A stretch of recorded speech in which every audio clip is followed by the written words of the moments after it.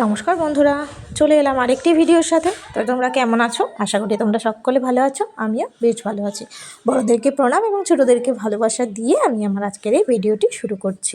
তো বন্ধুরা, তোমরা যেখান থেকে আমার এই ভিডিওটি দেখছো, যদি ভালো লেগে থাকে একটা লাইক, শেয়ার, কমেন্ট আর সাবস্ক্রাইব করতে কিন্তু ভুলো না বন্ধুরা। আর অবশ্যই ফলো করতে কিন্তু ভুলো না। তো দেখো, আজকে একটু নতুনত্ব রান্না নিয়ে তোমাদের সামনে চলে এসেছি।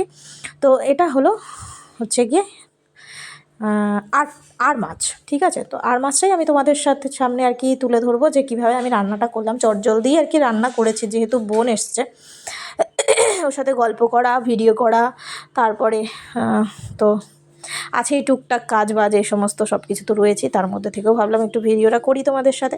তো দেখো, আমি কিন্তু আলু, টমেটো, পেঁয়াজ সব কিছুই কেটে নিয়েছি। আর এইদিকে দেখো, আমার মা আবার মশলাটা আমাকে বেটে দিচ্ছে। তা যেহেতু আমার হাতে একটু সমস্যা আছে, সেই কারণে আমি ঝাল মশলা কিছুই হাত দিতে পারবো না। তো সেই কারণেই মা বললো তাহলে আমি বেটে দিই, থাক। আর পাটায় মশলা বাটার কিন্তু টেস্টই অন্যরকম হয়, কি তাই না বলো বন্ধুরা? তো যতটা পারি আর কি পাটায় মশলা বাটার চেষ্টা করি। আর একদম যখন না হয়, তখন কি করব, কিছু করার নেই। ঝটপট করতে গেলে তো তখন গ্রাইন্ডার ইউজ করতেই হবে, তখন আর কি গ্রাইন্ডারটা ইউজ করি। তো যাই হোক, দেখো আমার কিন্তু জিরে আর আদা বাটা আমার মায়ের হয়ে গেছে। আর এইদিকে লঙ্কা, যে যেরকম ঝাল নেবে খাবে আর কি, তো সেই রকম ঝাল দেবে। দেখতে পাচ্ছ লঙ্কা আমার মা কীভাবে হাত দিয়ে কাচাচ্ছে। আর আমার হাতে তো আংটির জন্য কিছু হাতে একটা সমস্যা হয়েছে। তো যেই কারণে আমি এসব সার্পের কাজ বলো কিংবা বাটাবাটি বা যাই হোক, এসব টুকটাক কাজ আমি করতে পারি না। তো এই যে দেখো, বলতে বলতে কিন্তু কড়াই বসিয়ে দিয়েছি। আর এই যে কড়াই কিন্তু গরম হয়ে গেছে, তো তেলটাও আমি ঢেলে দিলাম। তো দেখো, তেল গরম হওয়ার সাথে সাথে কিন্তু মাছগুলো ছেড়ে দিয়েছি। আর জানো তো বন্ধুরা, এই মাছ কিন্তু প্রচণ্ড ফাটে। আমি ভিডিওটা করেছি অনেক কষ্টে, আমার গালে এসে পড়েছে, চোখে এসে পড়েছে ভিডিও করতে গিয়ে। হ্যাঁ, তো যাই হোক, এই যে মাছটাকে এবার উল্টে দিলাম। ঢাকনা দিয়ে ঢেকে দিয়েছিলাম, তো সেই ঢাকনাটা তোমাদেরকে দেখানো হয়নি। তো এক এক করে কিন্তু এই মাছগুলো ঢেকে ঢেকেই ভাজতে হবে, না হলে কিন্তু আমার মতো অবস্থা হবে। আর তোমরা তো জানোই, তোমরা তো রান্নাই করো, যে এই মাছে কীরকম ফাটে। তো যাই হোক, এই যে আমি এবার আলু দিয়ে দিলাম। আলুগুলোকে এবার ভালো করে একটু লাল লাল করে ভেজে নিতে হবে, ঠিক আছে। তো তার মধ্যে দিয়ে দিলাম আমি একটু নুন, একটু হলুদ। আর এই মাছ না কী বলো তো, মাংসের মতো করে করলে না বেশি টেস্ট হয়, দারুণ লাগে। আর আমার বাবা না এই মাছ খুব খেতে ভালোবাসে। আমার বাবা বলো, আমার বোন বলো, বলছিল যে খাসির মাংস আনার কথা, কিন্তু মাটন আর আনেনি। তো বললো যে না, তাহলে আর মাছ অনেক দিন খাই না, তাহলে আর মাছটা করি। তো এই যে দেখো, অনেক ব্যস্ততার মাঝেও যেহেতু অনেক কিছু রান্নাবান্না ছিল আজকে, তো তার মধ্যে থেকেও মা আমি সবাই করার পরেও দেখো কাজ কিন্তু রয়েই যায়, ঠিক আছে। সে খেতে খেতে প্রায় 4টে বেজে গেছে। তো দেখো, গল্প করতে করতে কিন্তু আমার আলু ভাজাগুলো হয়ে গেল।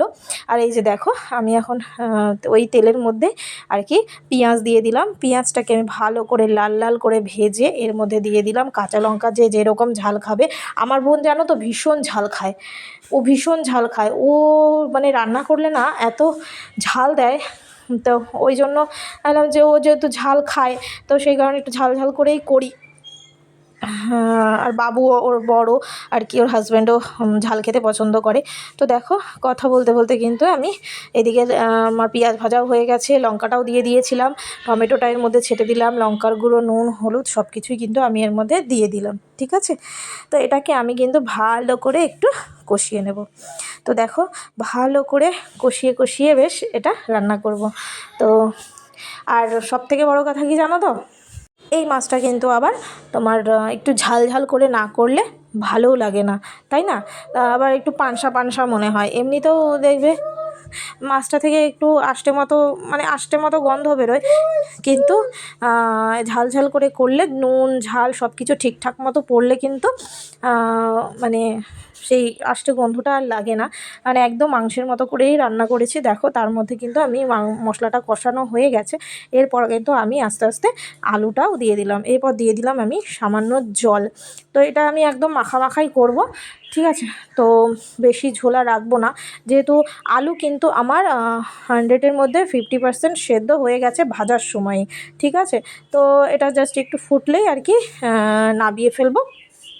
তো দেখো, কিন্তু ফোটা আরম্ভ করেছে। তো এরপর কিন্তু আমি ওই ভেজে রাখা মাছগুলোকে দিয়ে দেব। আর এই মাছগুলো জানো তো একদম প্রথমে যখন আমি দেখেছি এত বড় বড় মাছ, মাছটা ছিল। তো তারপরে ভাজার পর একদম একটুখানি হয়ে গেছে। তো এই মাছগুলোর অবস্থা এরকমই হয়, মাছগুলো ভাজার পর আর কি একটুখানি হয়ে যায়। তো দেখো এই যে এখন কিন্তু আমি এর মধ্যে দিয়ে দিলাম একটু গরম মশলা। তো তা একটু নুন আর কি কম হয়েছিল, তো তারপর আমি মানে টেস্ট করে দেখেছিলাম যে একটু নুন কম হয়েছে, তো সেই কারণে তখন একটু নুন দিয়ে দিলাম সামান্য একটু। তো তারপর দিয়ে দিলাম এর মধ্যে ধনেপাতাটা না আমি কুচাতে ভুলে গেছি, তো সেই কারণে এই ধনেপাতাটা কিন্তু আমি কাঁচি দিয়ে এর মধ্যে একটু গার্নিশের মতো করে দিলাম নামানোর আগে।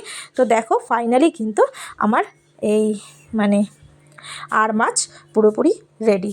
তো বন্ধুরা, আমার এই ভিডিওটি কেমন লাগলো তোমাদের একবার বলো তো। ভালো লেগেছে? যদি ভালো লেগে থাকে বন্ধুরা, অবশ্যই কিন্তু একটা লাইক, শেয়ার, কমেন্ট আর সাবস্ক্রাইব করতে কিন্তু ভুলো না। তো চলো বন্ধুরা, আজকের মতো আসি, দেখা হবে আবার অন্য কোনো ভিডিও।